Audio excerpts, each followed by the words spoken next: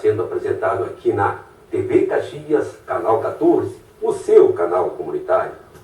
O programa Show de Bola, um programa inédito e mais 3 reprises. Programa Show de Bola sempre com apoio cultural de Jornal Show de Bola e Cardoso Materiais de Construção, tudo para a sua obra. Muito bem, vamos apresentar os convidados do programa Show de Bola para o telespectador. Temos hoje aqui Gabriel Citon, educador físico com pós-graduação e técnico da Seleção Brasileira de Surdos. Temos aqui Eduardo Azevedo Nunes, psicólogo esportivo, graduado pela UX, trabalha na Academia Biocenter. Temos Michel De Carli, atleta da Seleção Brasileira de Canoagem, graduado em Educação Física. E temos também Joelson Ribeiro, atleta de kickbox, faixa preta, primeiro dan. Muito bem, já todos foram apresentados, vamos começar as entrevistas. Começamos com o Gabriel Citon aqui. Olá a todos, mais uma oportunidade de divulgar o esporte, Amarildo, né? Graças à TV Caxias, que sempre está dando esse apoio na divulgação do esporte de Caxias. Hoje tem muito assunto, eu acho que os assuntos a serem tratados hoje são muito pertinentes. Questão da psicologia esportiva, e aí temos aqui 2 atletas que estão de esportes individuais, eu acho que é bem importante. Para quem está em casa aí, um esportista ou alguém que já praticou esporte, sabe da importância da psicologia esportiva. Eu acho que hoje o programa vai ser muito interessante nesse sentido. Muito bem, começamos com o Eduardo aí, né? Eduardo aí, psicólogo esportivo, certamente hoje, quero que fale para nós, para o telespectador, qual a importância da função do profissional psicólogo com os atletas aí. Satisfação? Não só a importância, né, Edu? Mas o que faz um psicólogo esportivo? Acho que é bem importante o pessoal de casa estar sabendo o que faz um psicólogo esportivo. Certo, é uma área nova, a gente não tem muito contato, não conhece muitos psicólogos esportivos, então acaba gerando algumas confusões, né? O psicólogo esportivo, ele é um profissional que vai utilizar algumas técnicas em prol da performance, do alto rendimento, porém sem esquecer o caráter humano dos atletas. Algumas sessões nós vamos tratar questões humanas, questões de relacionamento desse atleta, o convívio dele com a equipe, o convívio com o CT. Se necessário, nós temos algumas técnicas assim, de aumento de performance, protocolos, questionários, que a gente pode utilizar. Então vai muito do feeling do profissional em perceber a demanda que chega até ele e poder trabalhar de uma melhor forma e de desenvolvimento pessoal. E trabalhar, eu vou interromper, mas por uma causa nobre, trabalhar dentro das potencialidades de cada um. Potencialidade física e psicológica também, que aí cai na tua área, né? Então, fazer com que esses atletas desenvolvam essas habilidades, né? E aí, o produto final certamente será um atleta de alto rendimento que tenha conquistas aí a nível, de todos os níveis, né? Exato. A gente desenvolve potencialidades daquele indivíduo, ou daquele coletivo, daquele grupo da associação, e não uniformizá-los. Então, cada um recebe um tratamento individual. Nós temos hoje trabalhos individuais em alguns horários e trabalhos coletivos, que são certas instruções que são pertinentes a todos os atletas. Então, a gente faz esse nivelamento e trabalha as individualidades também. O que é mais fácil hoje? Trabalhar com um grupo de atletas no sentido de esporte individual, de esporte coletivo, ou um esporte individual? A gente sabe que tem muitas variáveis no esporte coletivo, mas no esporte individual também tem, porque tu vai depender somente daquela pessoa. Então, qual esse parâmetro pode traçar, um paralelo pode traçar dessas 2 vertentes? Realmente são desafios diferentes. Ambos têm as suas características. No esporte coletivo, ele tem que ter características de sociabilidade também muito bem desenvolvidas. Ele tem que saber o que é pertinente a ele, o que é pertinente ao técnico, a toda a equipe e aos colegas também. E se dá muito bem com essa equipe.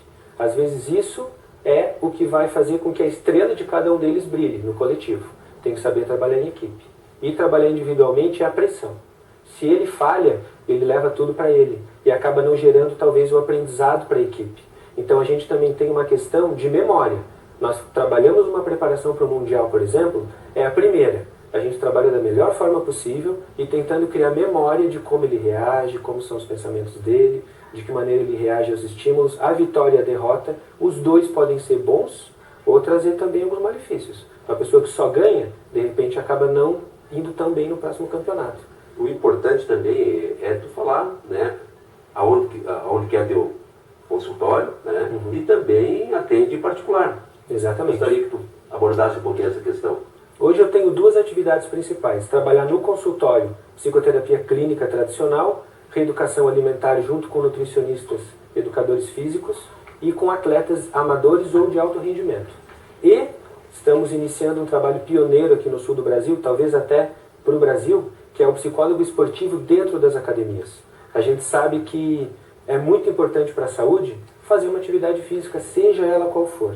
E a gente, para se manter vinculado nessa atividade física, tem que gostar, tem que querer. A gente tem que contabilizar aquilo que a gente quer e aquilo que a gente deve. O que o médico instruiu e o que dali eu posso fazer uma atividade prazerosa. A gente usa técnicas da psicologia esportiva aplicadas ao aluno de academia para que ele fidelize e seja feliz. Existem simpósios, existem encontros a nível nacional para debater questões que alguns profissionais acham interessante, outros não, para você ter uma ideia, né? Quem é hoje o Brasil, o top de linha? Quem é o psicólogo top de linha esportivo hoje? Hoje nós temos o João Ricardo Koza, aqui de São Paulo, da Associação Paulista de Psicologia do Esporte, que tem colocado muitos textos na internet, tem publicado material, publicado vídeos, e ele dá um feedback muito interessante para a gente que é profissional. Mais conceituados, certamente. Isso, que é o presidente da Associação Paulista, uma das principais. Na sequência da programação, falamos mais com o Eduardo. Agora vamos falar com o Michel Ricardo. Fazer uma breve retrospectiva de 2014, suas conquistas a nível de seleção, campeonatos mundiais, né? Bom, e projetar algo diferente aí para 2015. Satisfação, Michel? Olá a todos os telespectadores, os colegas do programa. Esse ano realmente foi muito importante para mim. Conseguimos, através do FIESPORT, pela prefeitura, e mais 6 atletas daqui de Caxias conseguimos fazer um estágio na Europa, onde ficamos 30 dias aproximadamente lá, treinando e competindo. Participamos de 2 regatas internacionais, voltamos com 4 medalhas de lá. Eu voltei com 2 medalhas de ouro, a Maiara e a Ariela voltaram com uma de bronze, se não me engano. No feminino, né? No feminino. E mais os outros 2 colegas nossos voltaram com uma de prata também, se eu não me engano. Então tivemos uma participação muito positiva, tendo em vista que a Europa, e principalmente o leste europeu, que foi onde a gente treinou, são os países, tem diversos países tradicionais na canoagem, né? Então voltamos muito mais fortes para o Brasil. E aí depois tivemos, eu e a Maiara tivemos o campeonato mundial universitário, onde eu fui 5º colocado. Aonde que foi? Na Bielorrússia, em Minsk. Foi em julho, se eu não me engano. E a Maiara foi 7ª colocada também, se não me falha a memória. Hoje, certamente a seleção brasileira, como é um esporte coletivo e outros individuais, depende da competição e da modalidade que vai participar, hoje existe certamente no grupo uma concorrência muito forte, né? Tu não vai só disputar, tu só vai disputar na competição com outros atletas, mas existe uma competição interna muito grande. Mas, né? Amarildo, é importante o Michel, a gente fala muito da canoagem esporte individual, que a gente está sempre atrelado a uma pessoa dentro da canoa. Mas no K4, por exemplo, se tu não tiver um ritmo parecido com os 4 componentes do barco, por exemplo, da canoa, não tem como tu ser campeão. Exatamente. Então a canoagem tem as duas situações, de ser, entre aspas, individual, mas ao mesmo tempo coletivo. Exatamente. Na verdade nós temos barcos individuais, duplos e quartetos. Então é uma grande questão para o nosso colega psicólogo para conseguir manejar isso, né? Assim como o treinador precisa manejar quem vai no individual, quem vai no duplo, quem vai no quarteto. Se há 4 caras compatíveis tecnicamente e num nível físico parecido, pelo menos, e se o pensamento desses 4 é o mesmo. Não adianta eu e você ter o mesmo condicionamento, o mesmo nível técnico, E você prefere outra coisa, prefere ir para o individual e não fazer... É porque no K4, por exemplo, tu vai, em algum momento, um vai ter que fazer uma adaptação ao outro, mesmo no ritmo da remada. E aí alguém vai ter que ceder. E aí, nesse sentido de ritmo de remada, tem uma diferença. E aí, essa questão psicológica, muitas vezes, vem todo mundo de uma situação individual, alguém vai ter que ceder. Olha, eu vou ter que sair um pouquinho do meu ritmo de remada para entrar no do colega. Essa é a minha visão, que o Brasil peca em muito, principalmente no caiaque masculino, que é a minha modalidade, que demoramos para conseguir entender isso. Talvez muitos dos atletas que tem hoje a nível nacional que disputam ainda não conseguem entender isso. Na sequência, falamos mais com o Michel de Carli a respeito desse assunto. Bastante assunto. Certamente. Agora vou falar com o Joelson Ribeiro. Hoje, só uma brincadeirinha, hoje temos 2 calouros aí, né? Tem o Eduardo e temos o Joelson, né? Mas eu sempre falo, o telespectador, a senhora que está em casa, para nós é uma satisfação muito grande receber pessoas novas aqui, porque é uma oportunidade que a TV Caxias, Canal 14, oportuniza a nós e a vocês divulgar o trabalho de vocês.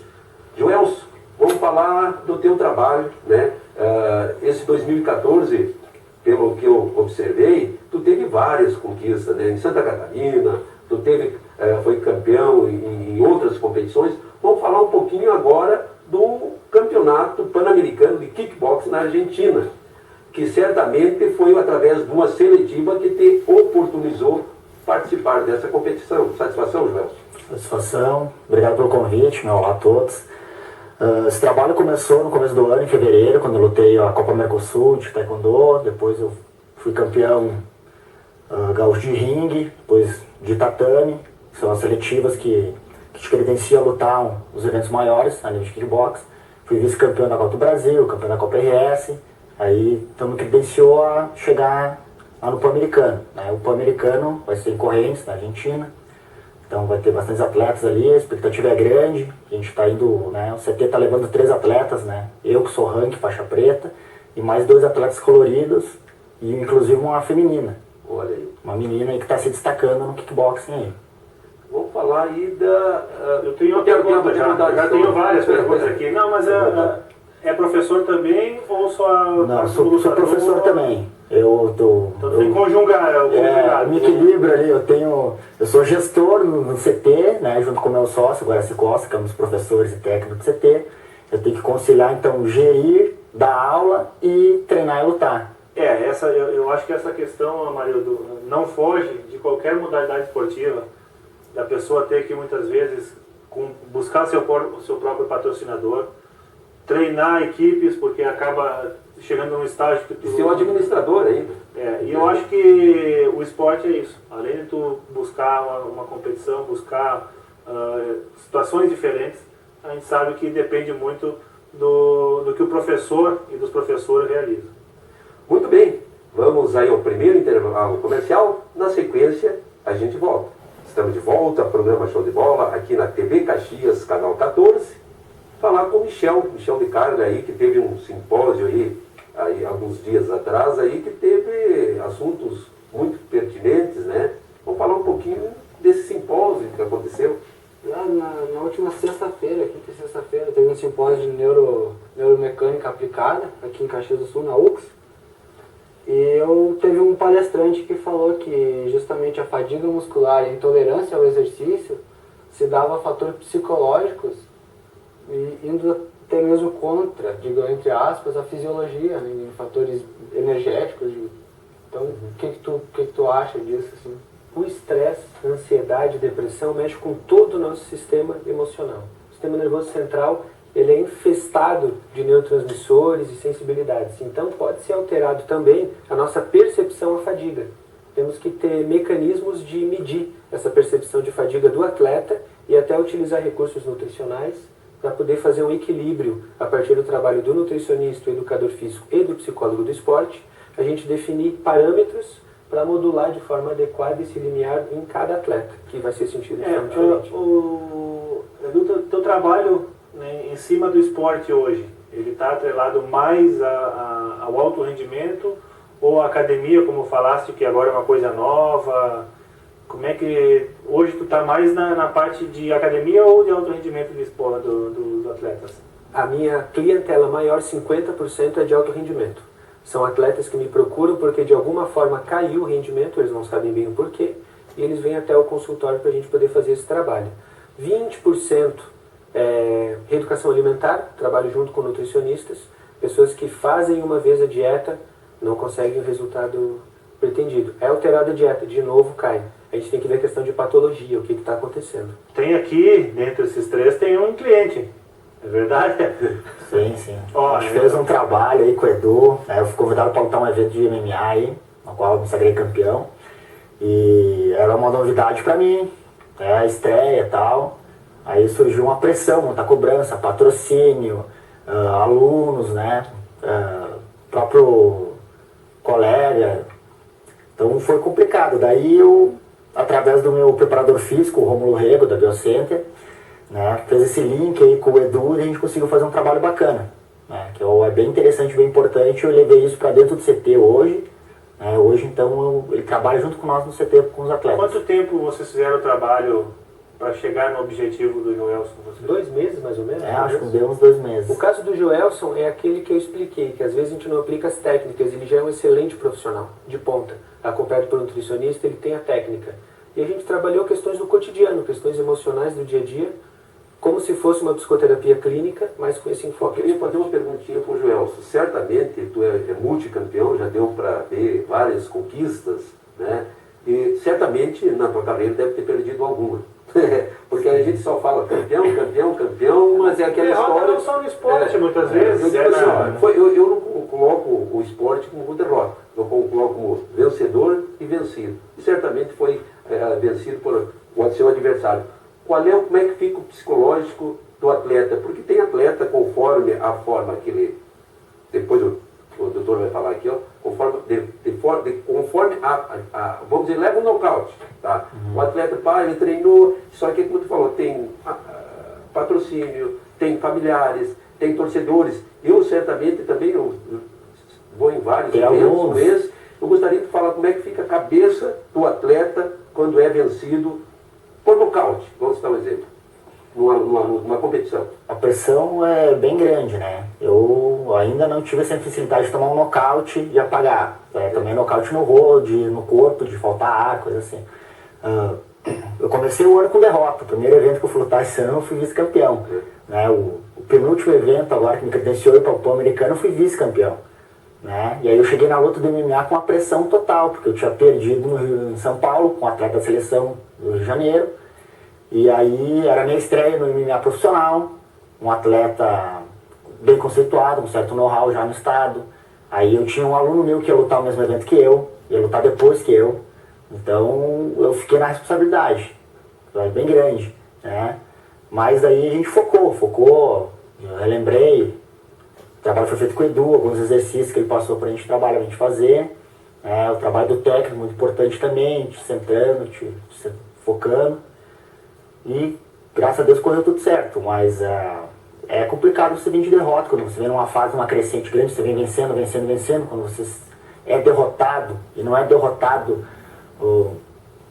você é derrotado às vezes por você mesmo, porque você falhou, eu tomei uns pontos muito bobos lá em São Paulo, que eu fiquei bravo comigo pra caramba. Essa situação de lidar com o atleta é uma coisa, o psicólogo direto com o atleta, mas tem a questão também do atleta técnico e psicólogo.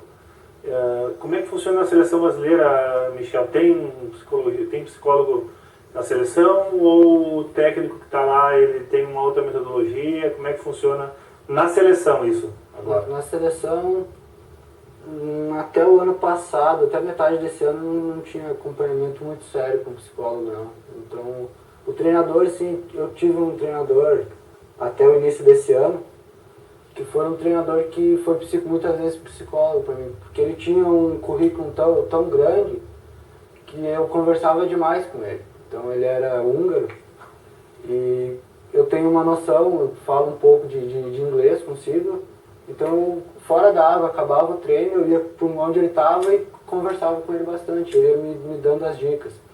Eu acredito que esse foi o principal psicólogo que eu tive até hoje. É o coach que a gente chama, É, né? o coach. É aquele treinador físico que ele também consegue fazer, às vezes, de um reforço emocional até alguma orientação nutricional sem querer ser esses profissionais. Ele consegue Não dar é no indicado início. também, né? Cada um na sua função. Podendo né? ter essa pluralidade.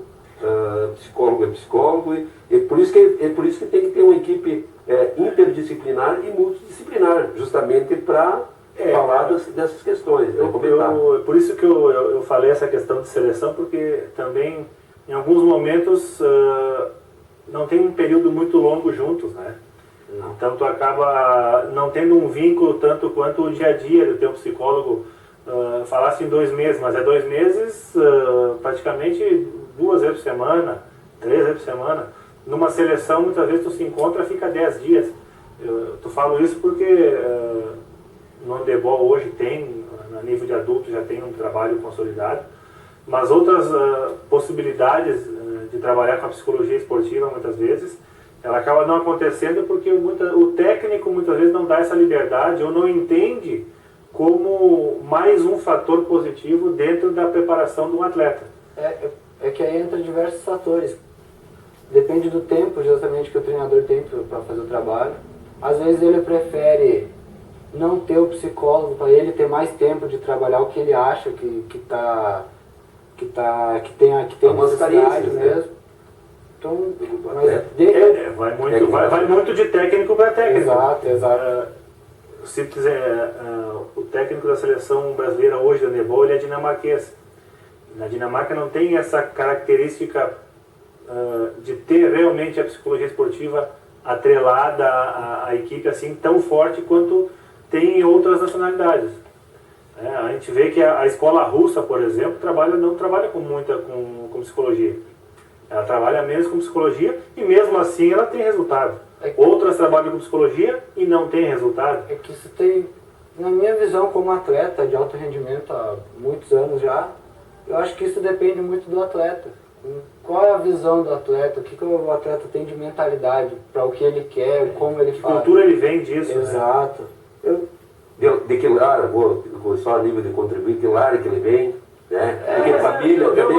Eu digo, o Michel, acho que ele entendeu o que eu estava pensando no seguinte sentido. Um atleta russo, ele não tem psicologia esportiva, mas porque não é que porque eles acham que não há necessidade. Para eles, a cultura deles, o técnico já é uma forma de psicólogo no sentido que é o responsável pelo atleta. E o russo tem muito mais aquela cultura de ser mais centrado, mais sério, digamos assim. O brasileiro não, o brasileiro ele já desperta a mais mente foge por motivos externos. O motivo familiar, o motivo comportamental dele mesmo. O que está acontecendo? Eu vejo isso, conhecendo russos, que eles são... Falando russo, mas tem outras nacionalidades. Mas pegando exemplo, já que foi dado, que eles são... é isso que eu tenho que fazer, pronto. Tem diversos países que não são tão chegados à família como é o brasileiro. O brasileiro... É muito apegado.